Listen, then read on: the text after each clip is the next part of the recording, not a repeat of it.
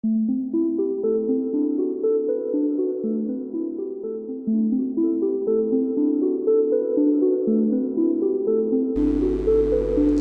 you have ever been taught to do integration like this, and at some point you've wondered why it works or what's really happening, then this video is for you. I won't make any big promises, but I think you will enjoy what's ahead.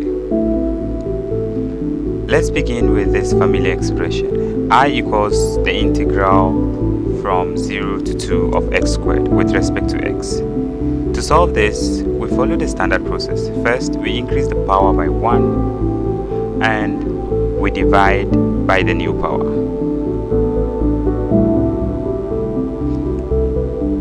And doing this, the integral becomes x cubed over 3. With the integral solved, we substitute the limits 2 and 0. First, we plug in 2 to get 8 over 3. Then we substitute 0.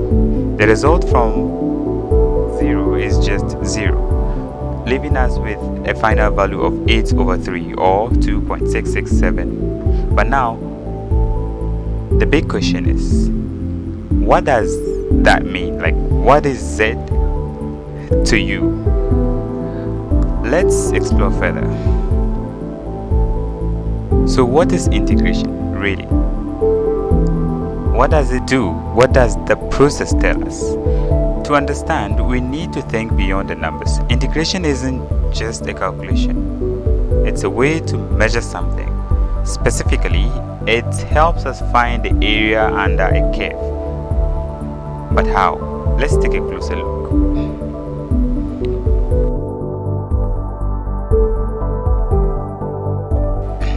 We start with the graph itself.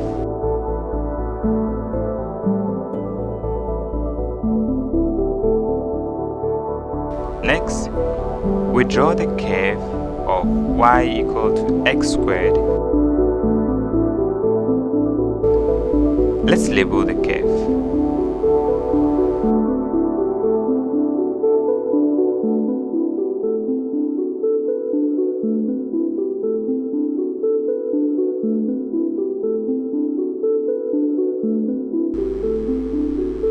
Now, focus on the section between x equal to 0 and x equal to 2. This is the area we are measuring. That area bounded by red line is what we are measuring. The integral value we calculated is the exact size of the region that is highlighted. But how do we arrive at this value?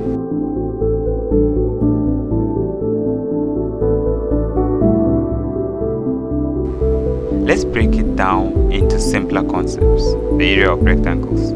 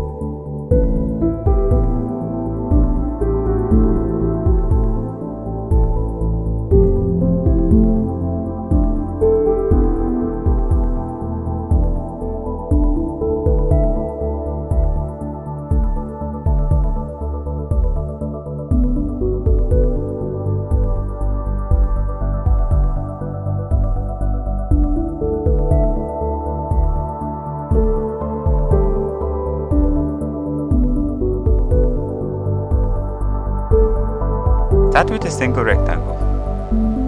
Its area gives us a rough estimate of the total, but clearly it's not accurate. It misses too much of the curve. Now let's try 5 rectangles. The approximation improves, but still we have gaps.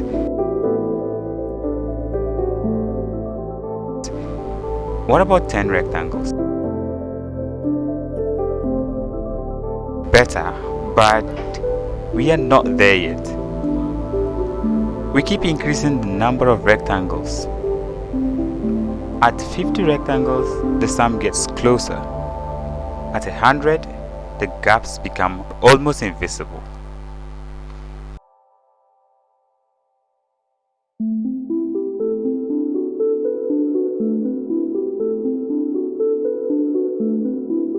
Now imagine 1,000 rectangles and then 1,000,000 rectangles. At this point, the approximation is nearly perfect.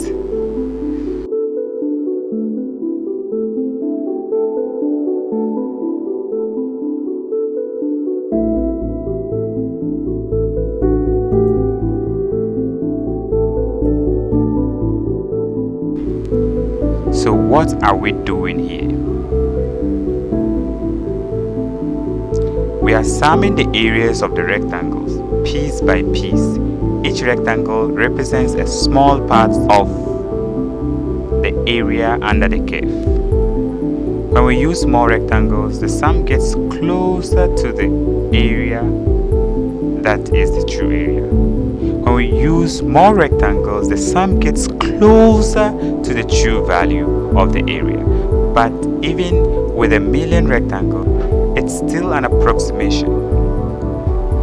This is where integration steps in. Instead of summing individual pieces, integration allows us to calculate area exactly.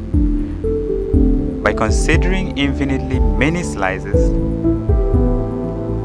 it's like zooming in endlessly until every tiny detail is accounted for. And that's the beauty of integration. It transforms the discrete into the continuous. Integration shows us the true value of the area under the curve with precision, and that's why it works. It's no magic, it's mathematics. Thank you for joining me on this journey into the world of integration. If you've ever wondered about the why behind the math, I hope this helped. There is so much more to explore, so stick around for the next video.